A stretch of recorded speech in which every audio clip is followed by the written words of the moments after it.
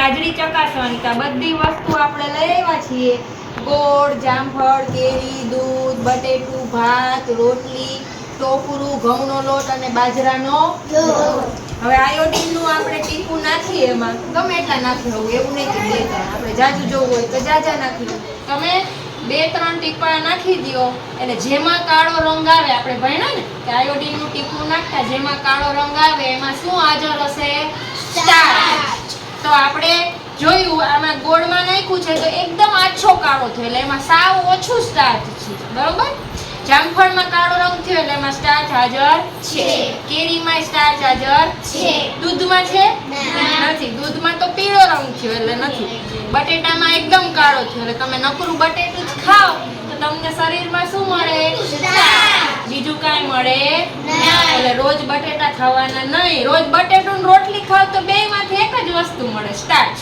રોટલીમાંથી જ મળે ને બટેટામાંથી જ મળે, બરોબર. એટલે ભાતમાં જો સ્ટાર્ચ, તો ત્રણેય વસ્તુમાં એક જ મળે, સ્ટાર્ચ. પછી રોટલીમાં, પછી ટોપરામાં મળતું નથી.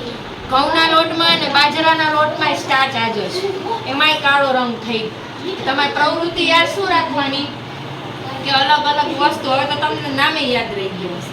અલગ અલગ વસ્તુ લઈ આવી, એમાં આયોડીનના ટીપા નાખતા, જેમાં ભૂરો કાળો રંગ થાય એમાં સ્ટાર્ચ હાજર છે, બરોબર.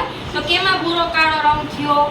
જામફળમાં, કેરીમાં, બટેટામાં, ભાતમાં, રોટલીમાં, ઘઉંના લોટમાં અને બાજરાના લોટમાં. તો હવે તમે જઈ જમવા બેસો, તમે ધારો કે રોટલી ખાધી તો તમને યાદ શું આવવું જોઈએ કે મારા શરીરમાં શું ગયું? સ્ટાર્ચ. તમે ભાત ખાધું તો તમને યાદ શું આવવું જોઈએ? તો મારા શરીરમાં ભાતમાંથી શું મળ્યું? સ્ટાર્ચ. કેરી ખાધી તો કેરીમાંથી શું મળ્યું? સ્ટાર્ચ. એટલે એવું નથી કે કેરીમાંથી સ્ટાર્ચ મળે, કેરીમાંથી વિટામિન મળે, ખનિજ ક્ષારેય મળે. એટલે કેરીમાંથી એક જ વસ્તુ મળે એવું નથી, કેરીમાંથી ઘણુંય મળે. વિટામિન બહુ બધા છે, એમાં વિટામિન સી છે. કેરી ખાટી હોય ને એટલે કેરીમાંથી વિટામિન સી પણ મળી ગયું, બરોબર. હવે યાદ રહી ગયું તમને? હવે તમને હું ગમે ત્યારે પૂછું સ્ટાર્ચ કેમાંથી મળે તો તમને યાદ આવી જવું જોઈએ. દૂધમાંથી સ્ટાર્ચ મળતો નથી.